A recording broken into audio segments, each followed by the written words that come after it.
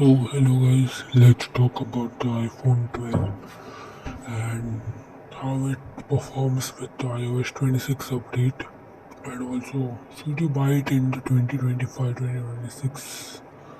Okay, so this is my iPhone 12.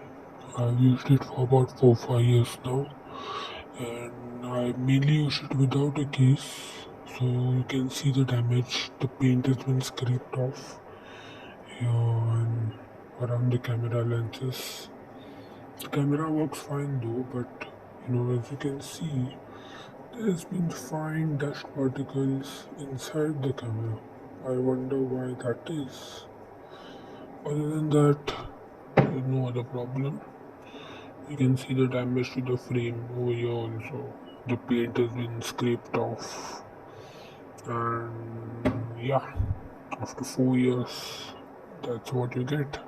No extra button here. This is a proper boxy feel of iPhone 12, which is why I bought this phone. I used to love this. It's very sharp. It won't cut you, but also it gives it a premium feel. The sharp edges. This is a shiny back, the glass, and it's a fingerprint magnet, as you can see. Lots of fingerprints. It doesn't scratch that easily, but yeah, surely gets a lot of fingerprints. Now let's unlock it. Oops. The Face ID fast and accurate as always. But ever since I've updated it to iOS 26, I've been seeing that it takes a bit of time for the apps to get loaded. And it has never happened to my iPhone 12 before. So I guess it's because of the aging of the phone and the heavy update, which is okay. After 5 years, 4-5 years, you do expect that. Now, as you can see, this is the first iPhone with the LED screen, the OLED screen. The iPhone 12 and the iPhone 11, the model before this, it had LCD screen. So, it's the first one with the OLED screen. Also, with the first iPhone with the 5G connection, though it works perfectly, but when there is switching between 4G and 5G towers, the 5G network, there's a bit of delay, and the network receptivity is not that good as compared to the 13. So I've been told. This phone,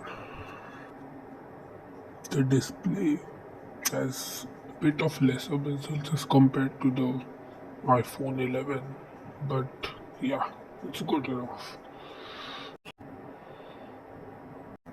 So now, after 4 years, the battery health of the phone, has been reduced to the 80%, which is okay after 4 years, I guess.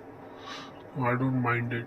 It still lasts me the full day, so yeah, it's good enough. If you have got just daily user with no heavy tasks, it will last you for a full day's length. You know, towards the end, it might die, but it will last. So let's run some apps now. The Subway Surfers, the gaming mode, which is seen on many Android phones. What I've seen is lighter games like Subway Surfers and the Temple Run. They run pretty well, but if you play heavier games like the BGMI or Call of Duty, a bit of frame drops you can see. Also, the phone, even on games like Subway Surfers, ever since I've updated to iOS 26 update, the phone gets pretty hot after maybe 20-25 minutes, which is okay for a 4-5 years old phone. Oh, I'm not pretty good at this game, am I? So after iOS 26, the good features are like On some apps, you can just long press and then select the options you want, which is pretty cool, you know. iPhone had to do that after some updates where no major things were given. My iPhone 12 is only 64 GBs, which I had bought in the 2019, 2020 something. So now, if you can see, a 64 GB phone, only 10 GBs are left, and it has been promised one more major update. So this update was pretty big, at least 5-6 GBs. So I guess that will be the last update for this phone, the iOS 27 or whatever they decide to call it. So yeah, now let's talk about how it handles the day-to-day tasks. So this phone has been pretty good, handling day-to-day tasks. If you're not a professional or if you don't shoot too many videos or something on this, but if you're a pro or someone who likes to post too many videos or photos on Instagram, of texting others, calling, the phone is good enough for that. It works pretty smoothly, but it just gets too hot after some time, Even while charging, I have to be careful with how much time I'm leaving it on the charger because it just gets a bit too hot to hold after some time. So that's the only problem with it. The battery is okay for 80% health. What else can I expect, right? This iPhone is the one with the lightning port, so no C type as the latest iPhones. Now, if you see the camera design, it has got two lenses vertically. So it's not like slanting lenses which you see on iPhone 13, 14, 15 series, like 16 and 17 have the same vertical cameras, but they do look different than this. They have removed this squarish design, but the rest of the things are the same. But those are, 48 megapixel cameras, and this is 17, and this is just a 12 MP camera. Does the job, I guess. Now, just let's just run some clock, stop clock, just make it run, just keep it to that. Now let's talk about its camera. This camera is pretty decent if you're doing some day-to-day task and day-to-day photo shoot. If you're not a professional, I really love the camera in day-to-day life. During the day. During the night, it gets a bit weak. Lots of shadows can be seen, objects can't be seen properly. But that is to be expected, right? In good lighting conditions, it won't give you any problem. The lens switching is pretty smooth if you can see. Zoom, let's see, yeah, it's okay. 5x zoom, it handles it pretty well. So, no problem with the cameras for me. But if you are a professional, then having a three camera iPhone should be the way forward for you. The Pro Max series or the Pro series or whatever.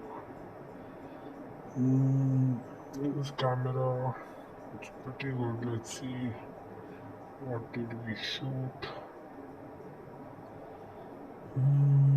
Yeah, it's okay. The camera is good enough. I have no problems with that.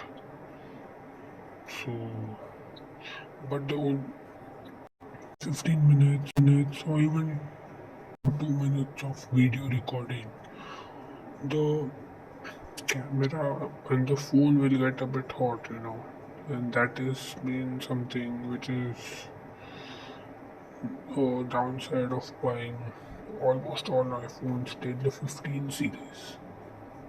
The 17 series now it has vapor chamber and cooling chamber which will dissipate the heat, but till then all iPhones almost do heat up, so it's not a new thing to iPhones. This does allow videos to be recorded in 4K 60. I'm not going to do that because my phone is 64 GBs. I don't have that much memory on my phone. But yeah, it's a very good camera even for videos. It's quite stable videos. So I didn't have any problems with that other than the zoom which I missed. Should have gone for the Pro C or the Pro Max. But yeah, other than that, it's a pretty good phone. Still on 60 Hz, which is the same till the iPhone 16 base variants. iPhone 17 now has the 120 FPS, even on the base variant, which is pretty good. I feel iPhone 17 is the most balanced iPhone ever by Apple, over these years. So it's a good step by Apple finally giving 120 FPS to the base models. So yeah, now these were some nighttime shots I had taken of the train. You can see the glare which is there. Other than that, it's a quite decent photo, I can say. The details are not that lost, but yeah, it's a good photo basically. The train engine, you can see the top part which is connected to the electricity lines, and yeah, these are some daytime shots which are taken on iPhone 12. Pretty good shots. I basically, if you ask me, I didn't have any problem with the iPhone 12. I loved my iPhone 12. Even the cameras, people might say it's not as good as the Pro series, but I don't really mind it. The 12 MP is good enough because of iPhone's the iOS software, and I really have no problem with it. But in bright sunlight, as you can see, a bit of details are lost. Even if you try to focus on this point, the light is too bright for the sensor and just it doesn't get it that good of a photo. Other than that, it's a pretty good camera even now, even in 2025. So, if someone is looking to buy iPhones, should you buy iPhone 12 in 2025?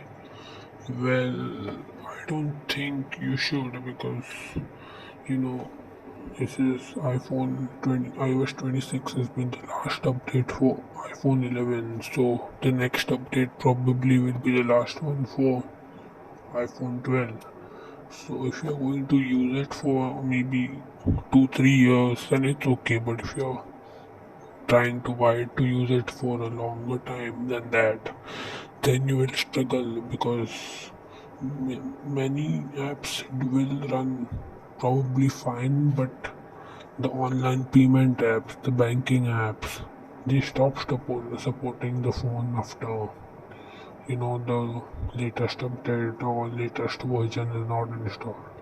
So that is the only problem you'll face, and other than that, I don't think you will face any other problems. But even I don't think then you should not buy it because the battery health and the camera for 2025 standards is a bit low.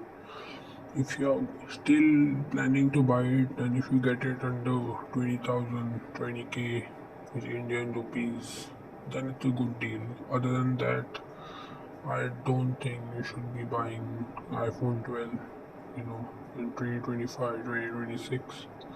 Go for the. In fact, I don't think you should be buying any iPhone under iPhone 15 in 2025, 2026 because of even iPhone 15 won't be getting the Apple Intelligence features. So that's one way of seeing that the chip is strong and not strong enough for the modern standards by Apple. So that's so I guess if you're getting it under 20K and if you only plan to use it for content shooting and maybe 1 to 2 years max, then you can consider this phone. But other than that, I don't think you should be buying iPhone 12. There's no other reason. In fact, I don't think you should be buying any iPhone under iPhone 15 series because even iPhone 15 won't be getting any Apple Intelligence features. So that's like one way of saying that the chip is not strong enough to handle day-to-day tasks of Apple by Apple. So yeah, but if you still want to go for it, then I can't stop you. But mind you, don't buy it over 20k in 2025. So yeah, that's that. My review of iPhone 12 in 2025. Like, share, subscribe if you want to see more raw views and raw videos like these. I'll always give you unbiased reviews of my phones, my devices, and do tell me if you want me to review some other devices for you. Okay? See ya.